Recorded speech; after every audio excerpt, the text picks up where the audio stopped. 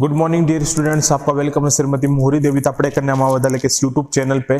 और हम कंटिन्यू कर रहे थे रेट्रो ट्रांसपोजोन्स। मैं बात कर रहा था किसकी, रेट्रो ट्रांसपोजोन्स की, कि रेट्रो ट्रांसपोजोन्स क्या होते हैं। तो रेट्रो ट्रांसपोजोन्स मैंने आपको क्या बताया था कि रेट्रो ट्रांसपोजोन्स टू टाइप्स के होते हैं। एक होता है वायरल रेट्रो ट्रांसपोजोन्स, एक होता है वायरल रेट्रो ट्रांसपोजोन्स, एक होता है non viral retro transposons. Non viral retro transposons. तो जो रेट्रो ट्रांसपोजोन्स होते हैं स्टूडेंट, वो टू टाइप्स के होते हैं। एक होता है वायरल रेट्रो ट्रांसपोजोन्स, एक होता है नॉन वायरल रेट्रो ट्रांसपोजोन्स। तो मैंने आपको क्या बताया था कि रेट्रो ट्रांसपोजोन्स कहां प्रेजेंट होंगे, ओनली इन यूकैरियोट्स में क्या रहेंगे, रेट्रो ट्रांसपोजोन्स क्या रहेंगे, प्रेजेंट रहेंगे। वो कॉमन होते हैं वो किस में, यूकैरियोट्स में। और वो कट एंड क्या करेंगे, कॉपी एंड पेस्ट मैकेनिज्म क्या करेंगे, वो शो करेंगे। मींस रेप्लिकेटिव टाइप का नेचर होगा इसमें ट्रांसपोजोन्स का, तो कॉपी एंड पेस्ट मैकेनिज्म को क्या करेंगे, वो शो करेंगे। और जो रेट्रो ट्रांसपोजोन्स होते हैं वो टू टाइप्स के होते हैं। एक होता है वायरल रेट्रो ट्रांसपोजोन्स, एक होता है नॉन वायरल रेट्रो ट्रांसपोजोन्स। तो जो वायरल रेट्रो ट्रांसपोजोन्स है वो मैंने आपको कहां बताया था कि कहां प्रेजेंट है, इन लोअर यूकैरियोट्स में। कहां प्रेजेंट है स्टूडेंट, वो लोअर यूकैरियोट्स में। और वो सिमिलरिटी किसके साथ शो करेगा, जो वायरल रेट्रो ट्रांसपोजोन्स है वो किसके साथ सिमिलरिटी शो करता है, रेट्रोवायरसेस के साथ। किसके साथ सिमिलरिटी शो करेगा, रेट्रोवायरस के साथ क्या करेगा, वायरल रेट्रो ट्रांसपोजोन्स अपनी सिमिलरिटी को शो करता है किसके साथ, रेट्रोवायरसेस के साथ। और जो नॉन वायरल रेट्रो ट्रांसपोजोन्स होते हैं ये सिमिलरिटी शो करते हैं किसके साथ, सिमिलरिटी शो नहीं करते हैं किसके साथ, रेट्रोवायरसेस के साथ। Non viral retro transposons similarity show नहीं करते हैं। इसके मैंने आपको एग्जांपल भी बताए थे वायरल रेट्रो ट्रांसपोजोन्स के, कि कोपिया एलिमेंट कहां प्रेजेंट होता है, इन ड्रोसोफिला में। THE1 प्रेजेंट होता है कहां पे, इन ह्यूमंस में। और मैंने क्या एग्जांपल बताया था इसका, एक और बताया था मैंने कि TY एलिमेंट वो कहां प्रेजेंट होता है, यीस्ट का, यीस्ट में। तो वायरल रेट्रो ट्रांसपोजोन्स के जो एग्जांपल है वो है कोपिया एलिमेंट प्रेजेंट होता है कहां पे, ड्रोसोफिला में। THE1 की अगर मैं बात करता हूं तो वो कहां प्रेजेंट होता है, ह्यूमन में। TY एलिमेंट्स की अगर मैं बात करता हूं तो वो प्रेजेंट होता है कहां पे, यीस्ट में।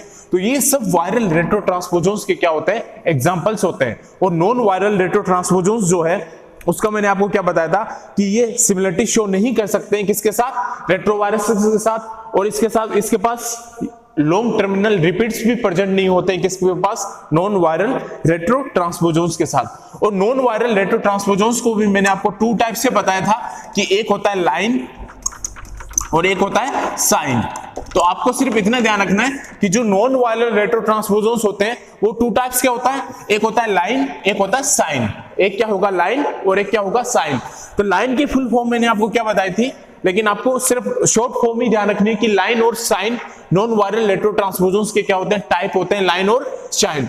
तो लाइन की फुल फॉर्म मैंने आपको क्या बताई थी, long interspersed nuclear elements, long इंटरस्पर्स्ड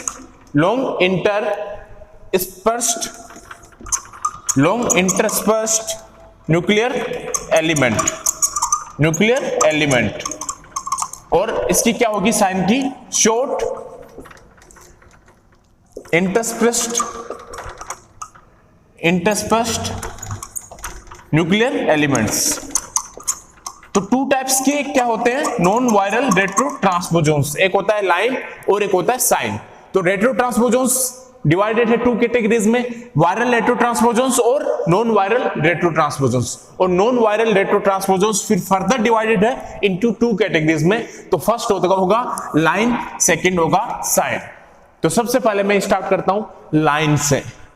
तो लॉन्ग इंटरस्प्रेड न्यूक्लियर एलिमेंट्स की हम बात करेंगे। तो सबसे पहले मैं बात करूंगा लाइन की, कि लाइन क्या होता है। और ये पूछा भी जाता है एग्जाम में, लाइन और साइन आपको थोड़ा सा ध्यान में रखना होगा स्टूडेंट्स। तो लाइन की बात करेंगे हम आज कि लॉन्ग इंटरस्प्रेड न्यूक्लियर एलिमेंट्स क्या होते हैं। तो लाइन की अगर मैं बात करता हूं, सबसे पहले मैं ले रहा हूं लाइन। और लाइन क्या है, non viral retro transposons, non viral retro transposons. अब इसके पास क्या होगा, हाईली रिपीटेटिव सीक्वेंस होंगे। तो लाइन के पास क्या रखेंगे, they are highly repetitive sequences, highly repetitive sequence. मैंने आपको क्या बताया था जब ट्रांसपोजोन्स मैंने स्टार्ट किया था स्टूडेंट, तो मैंने क्या बताया थे कि 2 टाइप्स के रिपीटेटिव सीक्वेंस प्रेजेंट रहेंगे। तो जो जीनोम में क्या रहेंगे, सीक्वेंस क्या होते हैं, बार बार रिपीट भी होते हैं। तो या तो वो क्या होंगे, हाईली रिपीटेटिव सीक्वेंस रखेंगे, मींस बार बार वो क्या होंगे, रिपीट होंगे, या फिर वो क्या रखेंगे, मॉडरेटली रिपीटेड, क्या रखेंगे, मॉडरेटली रिपीटेटिव सीक्वेंस, मींस थोड़े थोड़े टाइम बाद में क्या होंगे, वो रिपीटेशन मिलेगा हमें उन सीक्वेंसेस का जीनोम में।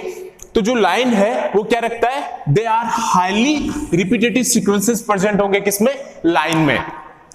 तो इसके पास जो रिपीटेटिव सीक्वेंस रहेंगे वो क्या रहेंगे, हाईली रिपीटेटिव सीक्वेंस रहेगा किसके पास, लाइन के पास, मींस काफी बार क्या होगा, होता रहेगा, वो बार बार क्या होगा, इसका हमें क्या मिलेगा, रिपीटेशन।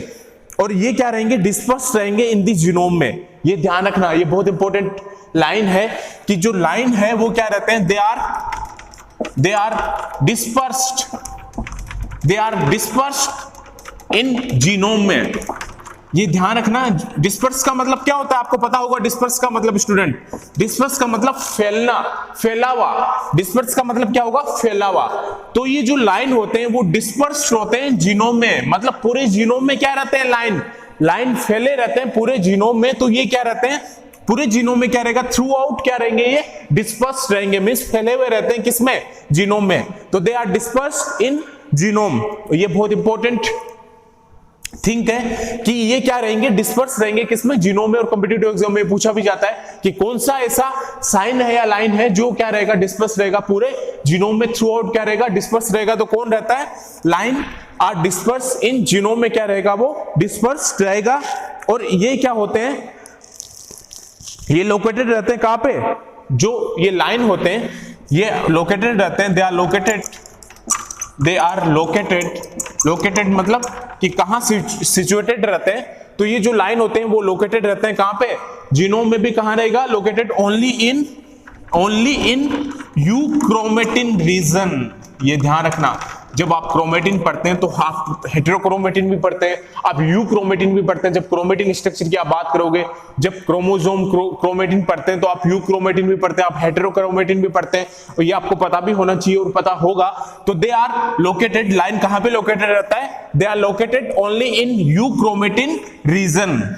क्रोमोसोम में ये कहां प्रेजेंट रहेगा, यूक्रोमेटिन रीजन में प्रेजेंट रहेगा कौन, लाइन। और यूक्रोमेटिक रीजन जो होता है वो ट्रांसक्रिप्शनल क्या होता है, एक्टिव होता है। क्या होता है, एक्टिव होता है। तो जो लाइन है वो लोकेटेड रहता है कहां पे, ओनली इन यूक्रोमेटिन रीजन। और यहां जो यूक्रोमेटिन रीजन है, अब वो क्या होता है, जो लाइन होगा, दे आर फाउंड इन, और ये कहां प्रेजेंट रहेगा, फाउंड इन 80 रिच रीजन पे, 80 रिच रीजन पे क्या रहेगा, ये प्रेजेंट रहेगा। तो जो लाइन होता है वो क्या रहेगा, प्रेजेंट रहेगा कहां पे, इन 80 रिच रीजन पे क्या रहेगा, प्रेजेंट रहेगा। जहां पे ये प्रेजेंट रहेगा वहां पे क्या रहेगा, 80 रिच क्या रहेगा, सीक्वेंसेस रहेगा। तो मैंने यहाँ पे क्या लिखा है, हाईली रिपीटेटिव सीक्वेंस। तो हो सकता है कि वहां पे बार बार क्या आए, 80 रिच सीक्वेंस प्रेजेंट रहे, तो वो क्या रहेगा, हाईली रिपीटेटिव सीक्वेंस। और लाइन कहां पे प्रेजेंट रहेगा, उन सीक्वेंसेस में जहां पे क्या रहेगा, 80 रिच सीक्वेंस क्या रहेंगे, प्रेजेंट रहेंगे। और ये पूरे जीनोम में क्या रहेंगे, थ्रू आउट डिस्पर्स रहेंगे, फैले हुए रहेंगे। और ये लोकेटेड रहते हैं कहां पे, इन यूक्रोमेटिन रीजन पे। जब आप क्रोमोसोम क्रोमेटिन पढ़ते हो तो आपने जरूर पढ़ा है कि यूक्रोमेटिन क्या होता है, हेटेरोक्रोमेटिन क्या होता है। अगर नहीं पढ़ा तो आप पढ़ लेना कि यूक्रोमेटिन क्या होता है, हेटेरोक्रोमेटिन क्या होता है। तो जो लाइन है वो लोकेटेड रहता है ओनली इन यूक्रोमेटिन रीजन पे। और ये क्या होता है, इनका जो नेचर होता है, ये जो रेट्रोट्रांसपोजोन्स है, जो नॉन वायरल रेट्रोट्रांसपोजोन्स है जिसकी मैं बात कर रहा हूं लाइन की, तो इनका जो नेचर होता है, तो ये क्या होते हैं, दे आर ऑटोनोमस। इनका जो नेचर होगा वो क्या होगा, ऑटोनोमस। ऑटोनोमस का मतलब समझ गए होंगे आप कि ऑटोनोमस और नॉन ऑटोनोमस। जब हम ट्रांसपोजोन्स की बात करते हैं तो हम ऑटोनोमस की भी बात करते हैं, नॉन ऑटोनोमस की भी बात करते हैं। ऑटोनोमस का मतलब क्या है कि इसको, ट्रांसपोजोन्स का मतलब क्या होता है कि डीएनए एक पोजीशन से दूसरी पोजीशन में जब ट्रांसफर होता है तो किसी भी मीडिएटर की रिक्वायरमेंट नहीं होती है। उसको हम क्या बोलते हैं कि they are autonomous in nature. तो लाइन क्या होगा, ऑटोनोमस होगा किसमें, इन नेचर में क्या होगा, ये ऑटोनोमस होगा। इसको मूव करने के लिए किसी भी मीडिएटर या प्रोटीन की रिक्वायरमेंट नहीं होती है, किसको, लाइन को। तो ये क्या होगा, ऑटोनोमस होगा। और इसका जो साइज होता है वो क्या होगा, मैं बात करता हूं लाइन के साइज की, तो इसका जो साइज होता है वो 6 to 7 KB के आसपास क्या होगा, इसका साइज होगा। जो इसका साइज होता है लाइन का वो क्या होता है 6 to 7 kb के आसपास क्या होगा साइज होगा। ये आप लिख सकते हैं इसका जो साइज है वो क्या होगा 6.7 kb के आसपास भी इसका क्या होता है साइज होता है। 6 to 7 नहीं 6.7 kb इसका क्या होता है साइज होता है किसका लाइन का। और लाइन मोस्टली क्या रहते हैं ये मोस्टली क्या रहेंगे इनएक्टिव रहेंगे, ये ध्यान रखना मोस्टली इनएक्टिव रहेंगे। और ये भी पूछा जा सकता है कॉम्पिटिटिव एग्जाम में कि जो ऐसा कौन सा नॉन वायरल रेट्रोट्रांसपोजोन है जो मोस्टली क्या रहता है इनएक्टिव रहता है, ऐसा कौन सा नॉन वायरल रेट्रोट्रांसपोजोन है जो मोस्टली इनएक्टिव रहता है। तो मोस्टली इनएक्टिव कौन रहेगा लाइन क्या रहेगा मोस्टली इनएक्टिव क्या रहेगा अपनी पोजीशन में क्या रहेगा मोस्टली इनएक्टिव रहेगा। और इसका जो कॉपी नंबर होता है वो सबसे ज्यादा होता है, कॉपी नंबर बहुत होता है इसका। कॉपी नंबर की अगर मैं बात करता हूं तो कॉपी नंबर इसका 5 लाख कॉपी नंबर होता है किसका लाइन का जो कॉपी नंबर होता है वो बहुत ज्यादा होता है 5 लाख कॉपी नंबर प्रेजेंट होता है स्टूडेंट्स किसका लाइन का।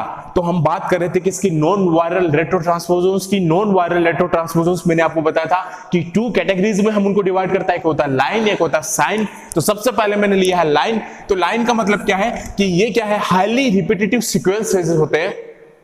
ये क्या होते हैं these are highly repetitive sequence means ये बार बार क्या होंगे उस जीनोम में क्या रहेंगे बार बार रिपीटेशन मिलेगा इन सीक्वेंसेस का। तो उसको हम क्या बोलते हैं कि लाइन क्या होते हैं they are highly repetitive sequence. और ये क्या रहते हैं पूरे जीनोम में डिस्पर्स रहते हैं, पूरे जीनोम थ्रू आउट में क्या रहते हैं ये फैले रहते हैं पूरे जीनोम में। ये क्या रहते हैं डिस्पर्स रहते हैं कौन लाइन। और इनका जो लोकेशन होता है जो लाइन होते हैं वो कहां लोकेटेड रहता है कहां सिचुएटेड रहते हैं तो वो सिचुएटेड रहता है कहां पे इन यूक्रोमेटिन रीजन पे। कहां सिचुएटेड रहेंगे ये यूक्रोमेटिन रीजन पे। और ये जहां प्रेजेंट होंगे वहां पे एटी रिच सीक्वेंस क्या रहेगा हाई रहेगा।